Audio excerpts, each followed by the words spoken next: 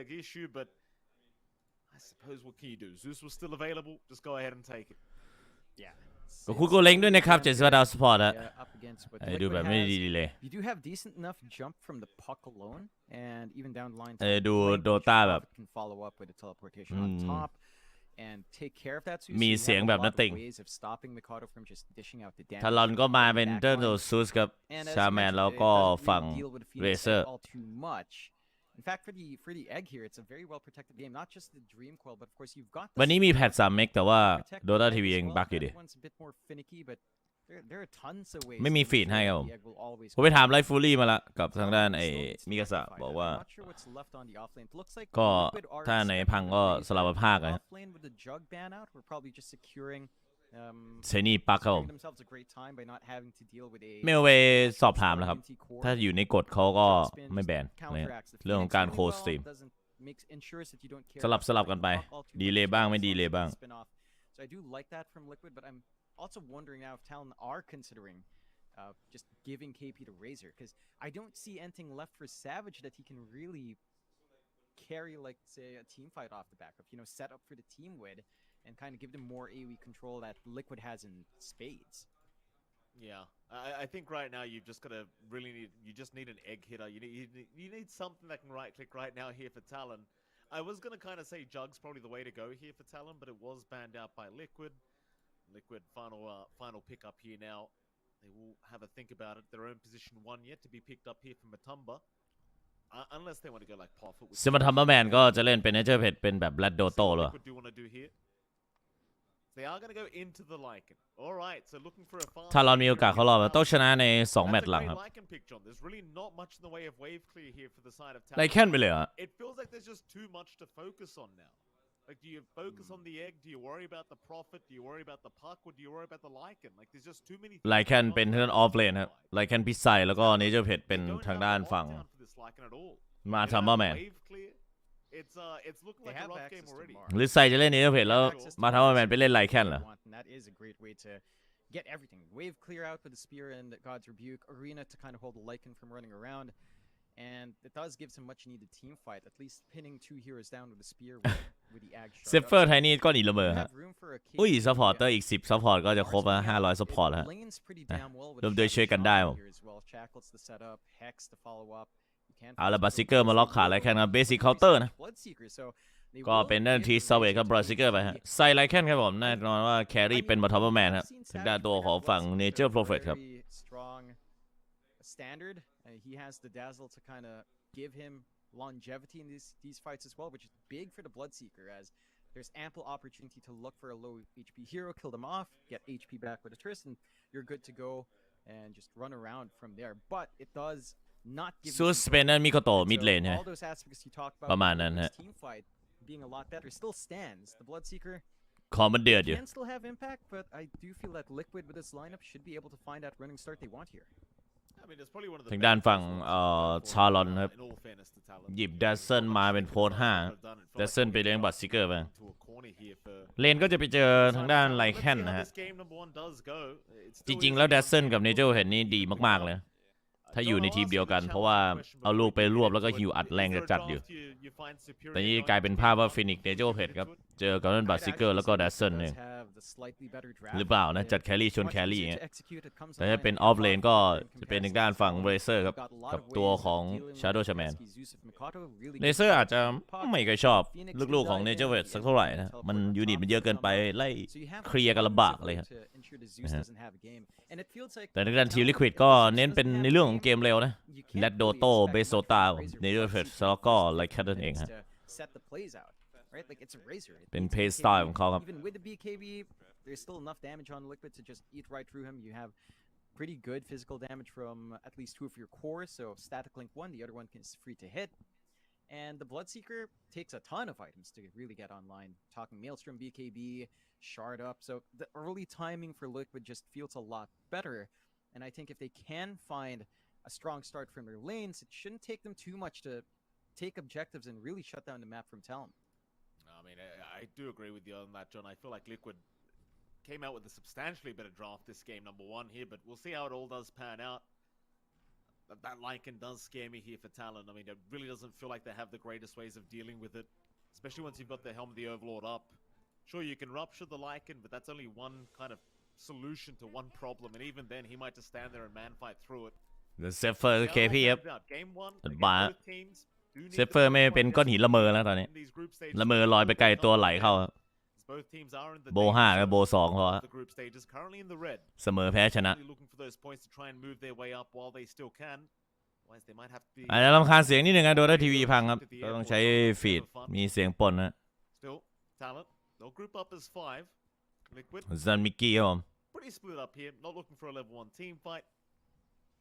It seems like Talon maybe just want to But make sure Seeker they don't get caught out here by ที Liquid. ซาเวต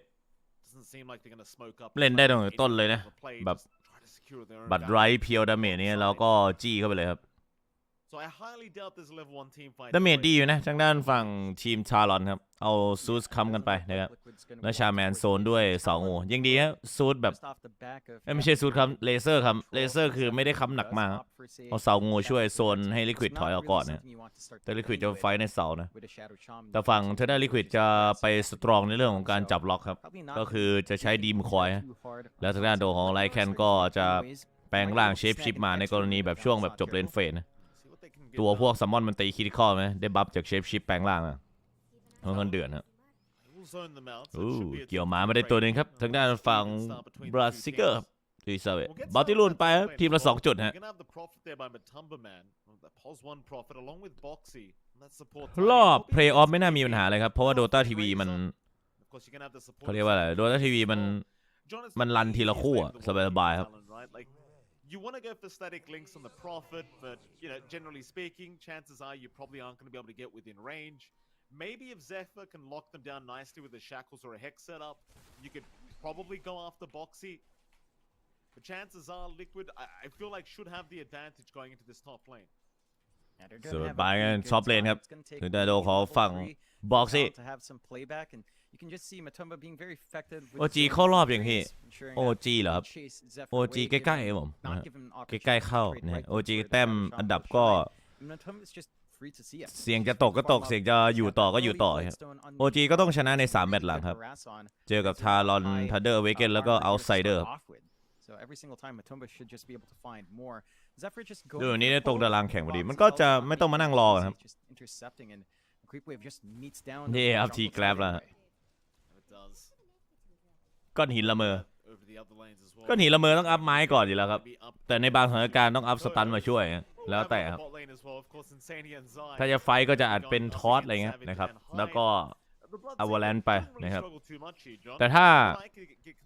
กดเล่นเฟสก็ไม้ครับไม้จะแรงกว่าไม้ตีได้ถึงครึ่งหลอดเลยนะแต่ถ้าฝั่งตรงข้ามเขาเป็นดับเบิลสตันนี่จะเล่นยากนิดหนึ่งเนี่ยบัตรซิกเกอร์ความเก่งคือมานา1 หลอดนะฮะใช้บัตรไรไป3 ทีแล้วก็กดดันเอาคีปตีไกลไปเรื่อยๆครับได้ประมาณ 1-2 เวฟฮะก็ต้องยัดสกิล1รัวๆนะฮะสเปาล็อกไปครับผมไซเดอร์ของฝั่งเซฟเฟอร์ก็ด้านบนนี้ฮะมาทัมแมนเซฟเฟอร์จะโดนก้อนหินละเมอหรือเปล่าบ็อกซี่ครับผมกำลังดักอยู่ครับเผื่อมีการจูครับแต่ว่านั่นเซฟเฟอร์วาร์ปกลับยาวๆนะHe's still doing just fine on the Razor anyway. No real stress for him. Yeah, just getting that build up, and so far no first blood early on. Gonna take a peek at that mid as well, which you do have Mikado on the Zeus and Mike on that Hawk going a little bit back and forth. Mike is having a much better time. He's actually going way in. ท่านมิโคโตะนี่คือ every single time he has an angle. วันนี้นี่ต้องจี๊ดจ๊าดหน่อยนะครับผลงานความจี๊ดจ๊าดในการแบกทีมช่วงจบเลนเฟสนี่ยังไม่ดีเท่าไหร่ฮะ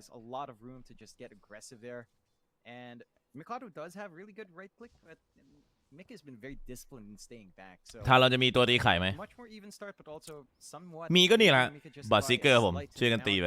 บัตซิกเกอร์ตีรัวอยู่ถ้าแบบมีคนเลือดน้อยๆช่วยกันตีครับช่วยกันตีเดซเซนบัตซิกเกอร์ซูสเลเซอร์ได้หมดครับเปิด BKB กัดฟันตีไข่ไปครับแต่ถ้าอยู่ดีๆฟินิกไข่ไฮกราวแล้วมีวิชั่นนี่เรียบร้อยมาทำแมนโดนจี้ไปครับฟาดดอกนี้ครับเต็มข้อไปเคพีได้เฟิร์สบัตมาครับไล่ต่อที่บ็อกซี่ฮะบ็อกซี่ครับผมยิงซ้ายไปก่อนฮะ A nice setup there from Zephyr. ก็แน่นอนว่าต้องเลเวล3ก่อนละมั้งเนี่ยบ็อกซี่นะครับ Meanwhile, ต้องมีอวาลันชอสนะแล้วก็ไม้มาตะ both of them will be just fine. Just trading back and forth. Really good kill for Talon to pick up. เดี๋ยวไปครับ1-0ครับเล่นกันนิ่งๆพอเล่นกันเหมือนอยู่ในลีกครับชาลอนฟอร์มเข้มๆหน่อยต้องเป็นภาพนั้นไปฮะก้อนหินละเมอตามไม่ทันก็นี่แหละครับไอตัวเซฟเฟอร์ฮะก้อนหินละเมอfor both Talon and Liquid. Overall, though, that does help KP a whole bunch. Like he's had a slightly slower lane. It's now starting to pick up in CS. Double rate bands up, so much more armor, a little bit more damage and attack speed to play with, and he can kind of hold his own up against Mytham's harassment with the treants, at least. Savage really starting to struggle now at the spot lane. The Wolves really making life a little bit more challenging for Savage.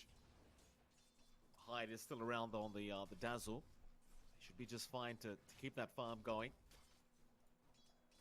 Have a quieter period in the game. Seems like neither side really wants to get too aggressive. So one of the things with the draft is you do have two drafts that do start to snowball throughout the mid game. So there's no real need to get too aggressive here during the laning stage. ไอเทมมาไม่ได้หรอกบูสปีดว่ามิกกี้ก็เร่งเป็นบูสปีดธรรมดาก่อนมั้งแล้วก็วิชเบดไปเลยแล้วเซฟเฟอร์โดนจี้เข้าไปครับเรียบร้อยครับเจอคิกแบ็กด้วยเรื่องซอสแล้วก็สปราว์จัดการครับเซฟเฟอร์ตายฮะ Have the setup from the tiny, easy to reposition Zephyr. If he does walk too far, you've got the toss back there and does land him in the danger zone. So kind of evening things ก้อนหินละเมอไม่มีการผัวใดจริงละเมอไปตายทางด้านฝั่งไอตัวเนเจอร์โปรเฟตครับมาตอนนี้คีฟก็ดีนายไปเยอะนะเนเจอร์โปรเฟตนะแต่ว่าลาดฮิตไม่ค่อยเวิร์กเท่าไหร่ครับฟอร์สตรีทจะยัดไปไซเดนไฮครับซัพพอร์ตก็ไล่ชนแบบโพส5ชนโพส5นี่ก็จัดทางด้านตัวของยิงไกลครับไปโคเวอร์กันนะแล้วเอาเปิดมาครับดิสเบิลใส่พิกาโตหรือเปล่าแล้วตอนนี้ลูนออกมาเป็นอิลูชันบ็อกซี่ต้องกัดฟันเก็บไปก่อนแล้วมิกกี้กับดีมคอยไว้ออบยิงผ่านเข้ามาตายไปเรียบร้อยกับมิกกี้ดีมคอยล็อกไว้ครับแต่ก็มากันเยอะเกินไปครับทางด้านฝั่งทารอนก็มาช่วยกันอย่างดีฮะด้านบนมาทาวเวอร์แมนก็ฟรีฟาร์มไปต่อฮะเซฟเฟอร์โดนดีดเข้าหาครีปครับแล้วตอนนี้วาร์ปอีลงมาฮะแจ็คเกิลจับล็อกแล้วเดินยิงสเปราเปิดไว้ครับทางด้านมาทาวเวอร์แมนแล้วก็เรียกมานิจิคอครับปิดทำเมสไซเดอร์เซฟเฟอร์ไปได้ฮะ2-2ครับ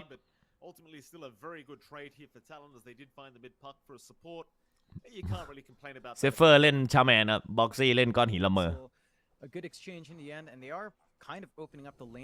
อีกคราซายไปครับผมจังหวะนี้ครับไฮวาร์ปแล้วเกือบแล้วโดนจี้ครับผมจากนั่นฟินิกซ์นั่นเองครับหนึ่งกลุ่มตกรอบกี่ทีมครับกรุ๊ป A 3 ทีมกรุ๊ป B 2 ทีมครับผม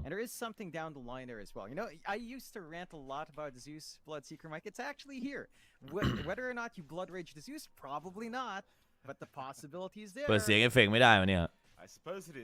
ไม่น่าได้แล้วมั้งมันขึ้นมานิดนึงแล้วก็ตอนนี้แต่เสียงก็กลิ่นมันจะดังมากเลยในช่องนี้เอาดูไปก่อนแล้วกันนะมันเพิ่มไม่ได้มันเป็นฟีดต่างประเทศ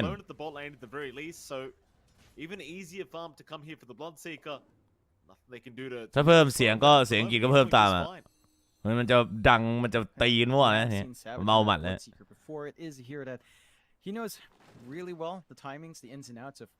อันนี้เพิ่มแล้วเนี่ยเพิ่มอันนี้โอเคไหม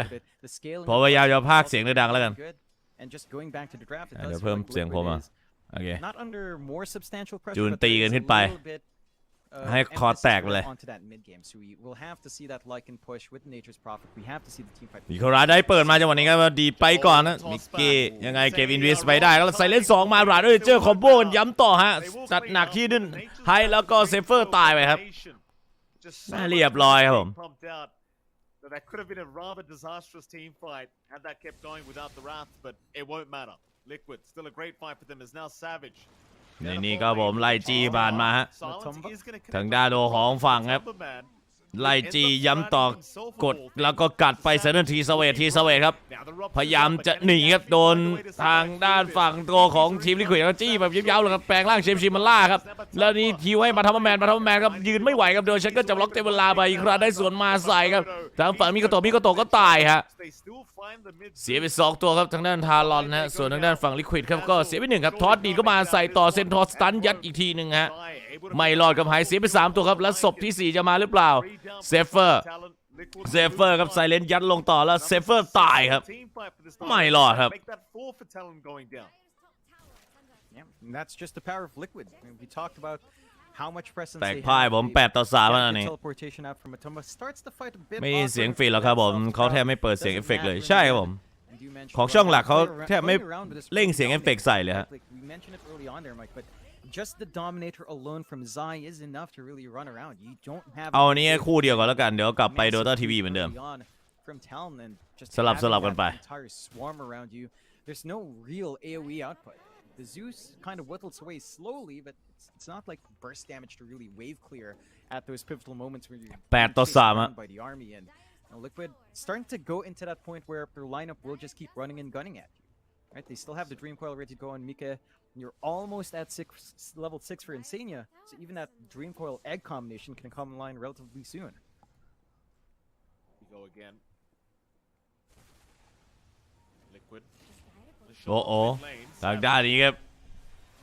ดีมคอยล็อกไว้ก่อนใส่ด้วยเลเซอร์ครับฝั่งมิกกี้ครับผมดาเมจเติมไม่ทันหรือเปล่ามีเคลือบเกรฟฮะ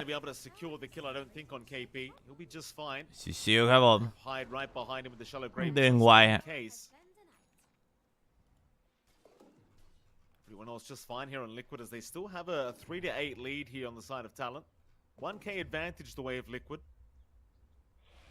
Zai completely taking over the net worth board now as well on that Lycan and getting very, very close to having the helm of the Overlord up. The 8-3แล้วนี้ for Talon as that does come up. Again, not the greatest ways of trying to เงินยัง control สูสีอยู่แต่10 นาทีก็ผ่านไปครับ optimization. We're gonna see Liquid. ถ้าเราต้องโดนเกมเร็วอยู่แล้วครับเพราะฮีโร่ของด้านลิควิดเลือกมาเป็นเกมเร็วนะ Radiant jungle they go. They might run right into Savage. ทอดดีดเข้ามาจังหวะนี้ครับทับทีซาเวตตายไปแล้วก็มีวอร์ดอยู่ไฮกราวครับตรงที่ทีซาเวตฟาร์มฮะ Was that a neutral? มีวอร์ดดักไว้2ฝั่งเลยครับแล้วตอนนี้เข้ากลางต่อหรือเปล่ามิคาโตะเฮฟวี่ลี่จัมป์จ่ายไปแล้วฮะ Yeah. บ็อกซี่ก็ขาดตังค์อีก 2,000 ผมจะขึ้นเป็นบริงเดเกอร์ครับ Well, Savage just getting a little bit unlucky. He knew the wolves were around him. They had a sentry ward down and ตอนนี้เป็นภาพที่ไม่ดีเท่าไหร่เขาบัตรซิกเกอร์มันต้องฟาร์มเงินฉีกครับจะได้มาแบกทีมซะหน่อยแต่ที่สำคัญคือมิคาโตะเนี่ยฮะพี่แกจะเล่นกับใครล่ะในเมื่อซูดก็ต้องฟาร์มเนี่ยแล้วตอนนี้ก็ต้องเป็นภาพเคาน์เตอร์ไปโดนดีมคอยเบรกลิงมาโดนสตันยาวๆเอาแล้วช็อตครับบอกปิดที่หน้าตัวของฝั่งมิคาโตะไว้เปิดเชฟชิปก็มาวิ่งถมย้ำต่อบัตรไรระเบิดใส่หน้าโดของฝั่งละแค่วิ่งลื่นๆไปละแค่กัดฟันวาร์ปกลับเลยแล้วกันครับโดนรับเจอนั่นเอง Zai, he just TPs away. โดนไปอีกฮะ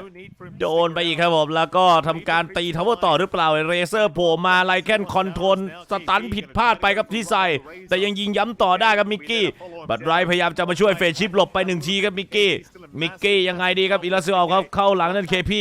แล้วทอดดีดมาหรือเปล่าไอ้บ็อกซี่ครับดีดมาให้ทางด้านตัวของฝั่งไฮก็เป็นตัวตายตัวแทนแล้วกันครับดีดมาเคลือบเกรฟจริงครับแต่ก็ยังดีกว่าค่าเรเซอร์ไม่ได้ครับเจอการแดสเซิลไปครับทุกอย่างมันอยู่ในแผนแล้ววาร์ปอิลมาเคลียร์คีปก่อนครับทางด้านซูสแล้วก็ทางฝั่งตัวของชาแมนฮะเงินห่างไปขยับไป 4K พยายามรักษาเท้าไว้ตรงกลางยิ่งชีพว่าชาลอนตอนนี้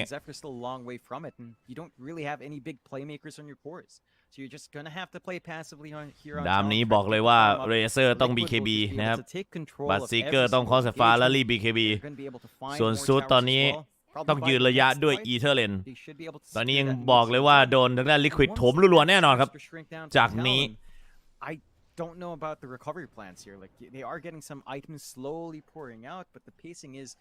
much slower than what you'd want. Mikado is pretty far behind. ดามาฟาร์มจมเขาบอกต้องระวังกันเลยทีเดียวฮะ That could be a start. Even then, he's not durable enough to really take the front lines up against all the physical output that Liquid has with all of their summons. Certainly doesn't feel like it, John. It's about 400 gold left for that Helm of the Overlord recipe for Zion. Then he's a very, very happy boy. KP. ขึ้นไปครับบอกที่เรา KP ครับ Won't really be แอ able บ to มา keep ฟาร์ม up สูงครับผมเพื่อจะสเปซให้นั่น Mid lane ฝั่ง Liquid, they're not done. บัตซิเกอ They'll ร์ go ฟาร์ม back ครับ to mid tier แต่ one ตรงกลางนี่ Talon. จำใจต้องปล่อยนะหมดแล้วครับ Talon, they aren't going to be able to defend. All they can do is throw the blood right down and hope for the best. But Liquid, they will just stick by, secure the tier one, and now just smoke up towards the top lane through the river. They know KP's around on the Razor at the least. The rest of Talon are there though. เซนที่จอสวอตให้ก้าวดึงไว้ต่อฮะ Liquid, they'll have their smoke broken by high. ฝั่งบนนี้ขึ้นต่อหรือเปล่าวาร์ปหนีไปด้านล่างแล้วครับด้านตัวนี้สเปลาเปิดมายิงยัดลงต่อครับเซนให้ตายฮะมีแน่นอนขีดแล้วผมไล่จับตายนับจากนี้ครับทางด้านมาทัพแมนฮะ Helm of the Overlord, the speed is on its way, John, and เดี๋ยวตีทาวเวอร์ครับผมในด้านบนต่อเนื่องครับมาทัพแมน เฮมโอเวอร์ลอดมาส่งแล้วด้วยฮะสำหรับทั้งไลแคนครับ มีการล็อกตัวของเฮมออฟโดมิเนเตอร์ไว้ครับยังไม่อยากจะเขาเรียกว่าใช้คีปตัวใหญ่ครับผมมันให้โบนัสโกเยอะครับค่อยๆเล่นไปฮะตีทาวเวอร์นี้ก่อนแล้วค่อยผสมแล้วค่อยไปยึดคีป3เหลี่ยมอีก1ทีฮะ KP still 2 parts away from BKB as well very far off ก็ตามที่ช่องหลักบอกครับทางด้าน KP ก็ต้องมี BKB เล่นถึงตอนนั้นมี BKB แล้วก็ยังแทงไม่ไหวนะเพราะว่าดาเมจของด้าน Liquid มันล้นเกินไปครับเพราะเป็นเกมโถมแล้วก็ได้นั่นโรชานมาอีกด้วยฮะในเพลย์นี้หนักหน่วงเหลือเกินครับ absolutely not. Very nice, easy time here for Liquid. เอจิโซอยู่มาซ่อมากับเส้นของฝั่งมิกกี้ครับแล้วอีก400ผมจะขึ้นเป็นบริงเดเกอร์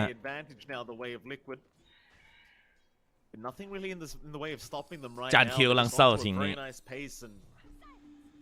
It's up to Talon to find a way to slow down the tempo of Liquid now, but it just starts to feel like ตัวเล่นของพี่เคพี่ถามว่าน้อยหรือเปล่าผมว่าก็เล่นได้เยอะนะในประสบการณ์ที่เขาเล่นมาตั้งแต่หลายต่อหลาย TI นะครับแต่ถามว่าแผนเนี่ยของทารอนครับผมออกมาแนวตื้อๆหน่อยฮะหลังๆมาตอนนี้ตอนนี้ก็สโมกมาบ็อกซี่เจอทางด้านโดของฝั่งเซฟเฟอร์แล้วเอาละจะบอกสุ่มไปแล้วก็อาจจะต้องดีมคอยหรือเปล่าครับในเพลย์นี้ไซเลนแล้วเปิดเคลื่องไม้มาสโลครับแล้วก็ยิงตัดเข้าไปจากนี้ติดทางด้านพิษครับผมแตกพ่ายฮะทางฝั่งเซฟเฟอร์แล้วดูครับแก๊งเดอะซูของเขาเรียกมาแล้วเนจะคอผมแล้วก็ทำการตีทาวเวอร์เลยฮะฝั่งทารอนไม่น่าจะเคลือบป้อมตรงนี้นะเพราะว่าถ้าเคลือบอีกก็ไหลทาวเวอร์เทียร์3เลยครับไปเคลือบด้านในดีกว่าเพราะว่าไม่น่าจะทำการกันได้แล้วครับในป้อม2ตรงนี้เคพี่นี่ไหลมาตั้งแต่ป่าด้านบนลงมาทางด้าน3เหลี่ยมนะทรายแองเกิลแล้วก็วิ่งมาดีมคอยล็อกไปใส่ที่ตัวของฝั่งนี่ฮะทีซาเวตก็บอกได้เคลือบเกรฟมาต่ออีกทีครับแล้วทีซาเวตกัดฟันจะว้าวกับโดนเอาล้านสะดุดอีกทีครับทีซาเวตตายครับโอ้โห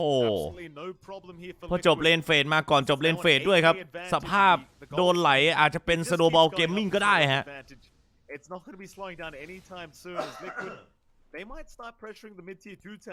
2 บนล่างฟาร์มครับตรงกลางทำจังหวะไม่ได้ไม่มีตัวค้ำหนักๆฮะที่จะมาไฟสู้กับ Liquid ในช่วงตรงกลางครับก็เลยจะเหนื่อยๆนิดนึงครับแบบนี้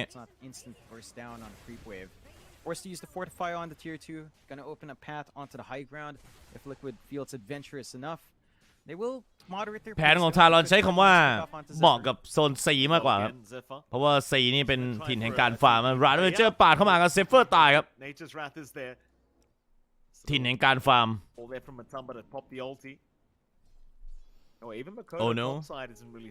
จะดีหรือเปล่าแบบนี้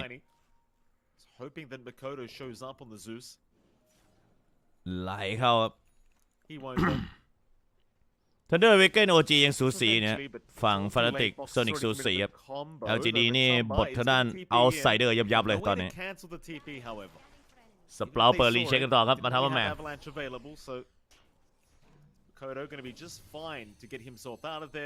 เป็นฟิโลโซเฟอร์โซนครับทางด้านมิกกี้ฮะดรอปลงไป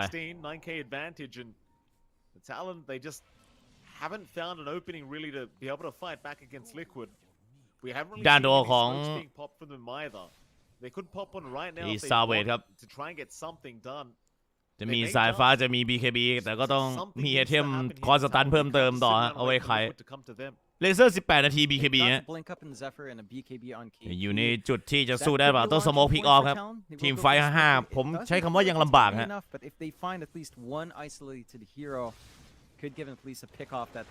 ส่วนนี้ก็ต้องมีเวลายืนฟรีสกิลอยู่นานมากครับแต่ตอนนี้โดนโถมละลายทุกตัวนี่มันลำบากซัมเบอร์แมนก็เคลียร์แน่นอนชาวเวอร์ตรงนี้กันไปครับบัตซิเกอร์บัตไรไล่ไปก่อนฮะเดมิกี้อยากจะเข้าหรือเปล่าครับเทนนี่บิงครับเจอหรือยังรับเจอวางเอาไว้บนชันก็รายครับบ็อกซี่ถอยยาวๆครับแล้วก็ไปยืนรับซันเล่ครับรับแสงแดดซะหน่อยฮะ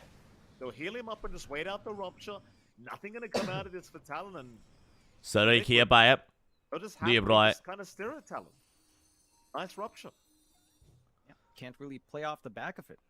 รับเจอเสียไปเพื่อไล่ออกครับแต่ว่าทาวเวอร์เทียร์2ก็ถูกเคลียร์ไปอย่างรวดเร็วฮะ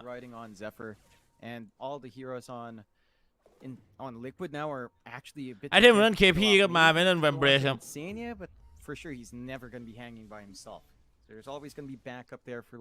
พอได้ของป่าฮะแต่ของป่านี่ร้าวรานหรือเปล่าเอจีจะหมดแล้วครับฉะนั้นมิกกี้ส่วนมิกกี้ก็จะเอาไอเทมมาเป็นแซงคาย่าครับ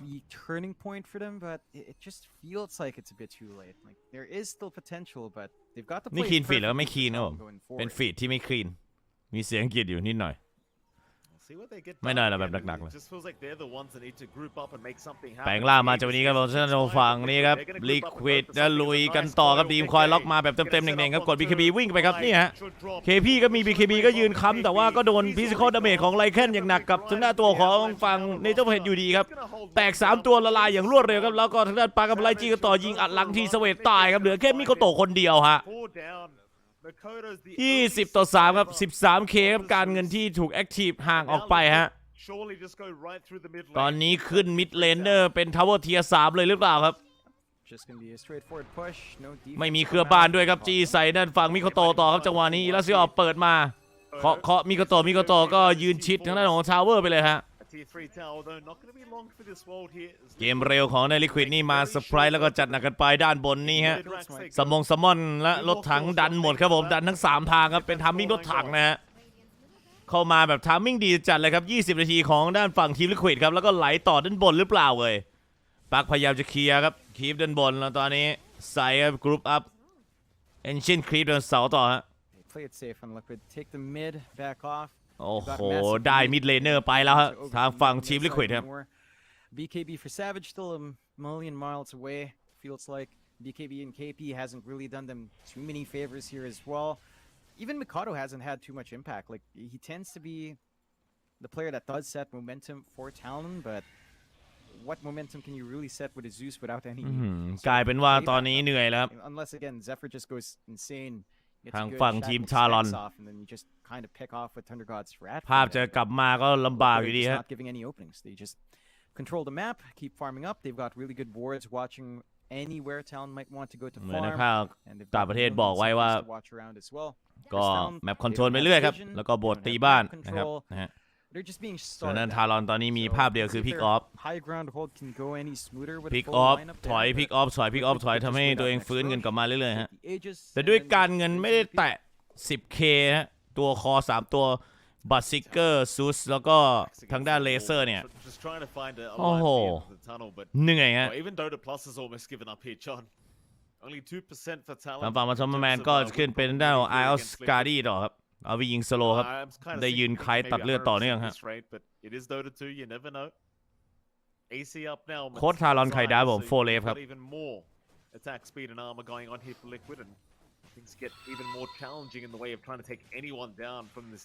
Power Team Fight มันไปสไปต์ตรงกลางนะฮะทางด้านลิควิดมาวัดพลังรัวๆอยู่แล้วแล้วโดนพิกออฟรัวๆเรียบร้อยครับทางด้านทารอนฝั่งลิควิดได้ข้อมูลเลยว่าฝั่งทารอนสู้ไม่ได้แล้วครับในจังหวะทีมไฟท์เขาก็เลยไล่โถมไล่บทตีบ้านไปฮะเนื่องจากว่าทารอนเขาก็แยกย้ายกันฟาร์มครับตอนนี้ภาพที่เห็นคือก็จะโดนพิกออฟรัวๆใช่ไหมดูจากสกอร์คิว3 คิวนี้ก็เป็นสิ่งย้ำเตือนแล้วว่าทีมไฟท์ตอนนี้เล่นลำบากเหลือเกินครับตอนนี้ก็ถือว่าเป็นการเก็บข้อมูลแล้วก็เก็บประสบการณ์นะเพราะว่าถ้า ได้คัดเลือก Regional Qualify ครับก็เป็นแพทใหม่ด้วยเช่นกันฮะมันอาจจะทำให้ทีมเก่งขึ้นหรือว่าเล่นยากขึ้นอีกนะครับการปรับแพทช์มาไม่เข้ากับรูปแบบการเล่นของทีมหรือว่าฮีโร่พูลที่มีอยู่เนี่ยนี่แหละครับจุดวัดใจจุดชี้ชะตาจริงๆครับหรือถ้าปรับตัวเร็วนะฮะก็อาจจะได้ครับผมการปรับตัวเร็วก็จะเป็นแนวในพวกแบบไอเดียหนุ่มๆนะฮะเด็กหนุ่มคนใหม่ๆส่วนคนเก่าๆก็ต้องรีบแอคทีฟตัวตามฮะซึ่งเป็นเรื่องที่ยากอยู่เหมือนกันนะสมแล้วที่เป็นแบบ TI ปีนี้ได้ปรับแพทก่อน TI นี่ได้เจออะไรใหม่ๆฮะเปล่าหรอกครับไม่ได้ปรับแพทมานานแพทใหญ่ๆมาพร้อมไม่เดินพาเลยครับได้ข่าวมาว่าไม่15 สิงหาก็อาจจะเป็นต้นเดือนกันยา